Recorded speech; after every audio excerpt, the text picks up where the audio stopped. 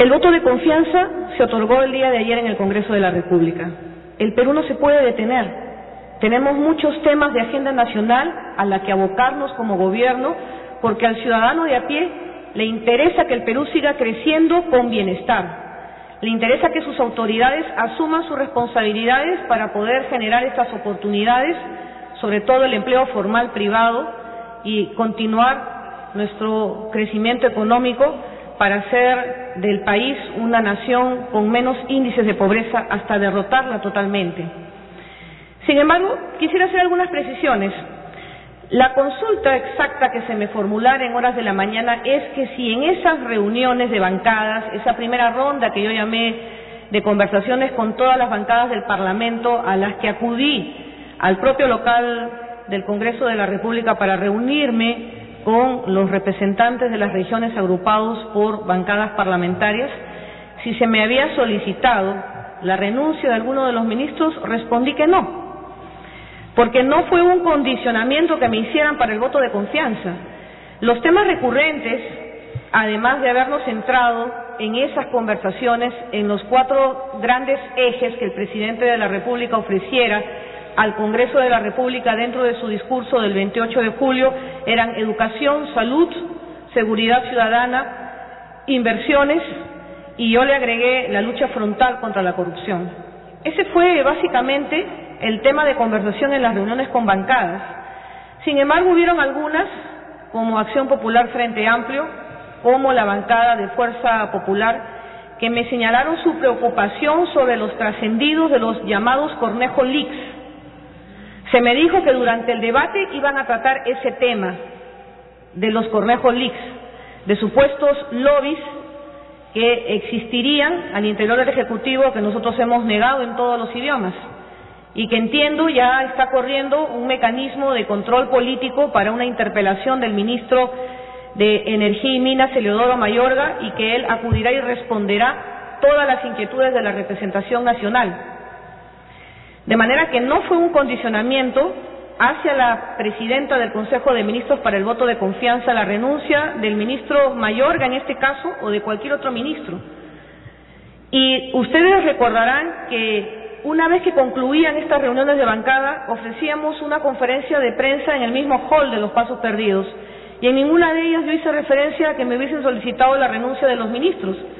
El tema recurrente era, por ejemplo, el levantamiento de la huelga médica, era este aporte de los independientes a la ONP o a la AFP, y otros temas de coyuntura nacional que me los trasladaban como preocupación, pero que no era un condicionante para el otorgamiento del voto de confianza. Ahora, hay que ver los tiempos. Esas reuniones las inicio yo 1 o 2 semanas antes del voto de confianza, y en esas sesiones esos son los temas que hemos tratado, y ya después, en el debate político que se suscitara con el mensaje que yo dirigí al Parlamento para el voto de confianza, surgen todos estos cuestionamientos ya de carácter oficial. Y además, no solamente en esa presentación que fue la del 20 de agosto, que se prolongó a la madrugada del 21, sino también la segunda votación, que fue el viernes de la semana pasada. La llamada que yo le hago al congresista Mulder el día domingo, y que no debe de extrañarse, ¿por qué? Los operadores políticos tenemos que conversar. Acá no hay oposición ni hay bancada de gobierno. Acá lo que somos todos somos congresistas, y yo como presidenta del Consejo de Ministros tengo la obligación de dialogar. Y la llamada que le hice, y no me va a dejar mentir el congresista Mulder, fue expresamente para consultarle si era cierto lo que había yo escuchado de un titular de un medio de comunicación, si ya habían acordado las bancadas que habían votado por la abstención en el voto de confianza, si iban a transformar ese voto de confianza en el voto en contra, porque en ese sentido yo celebraba la definición, que lo que quería es que hubiera una definición, y él me confirmó que por lo menos, con excepción del PPC, ya se había conversado entre bancadas para definir el voto a favor o en contra, pero ya no se iban a abstener.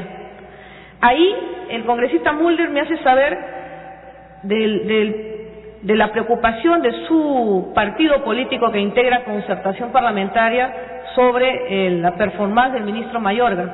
y lo que le señalé en esa llamada fue que eso no podía ser ningún condicionante para el voto de confianza porque no formaba parte de lo que era la institución del voto de investidura, que para eso ellos tenían medidas de control político en este y en cualquier caso tratándose de funcionarios públicos, más aún de un ministro de Estado.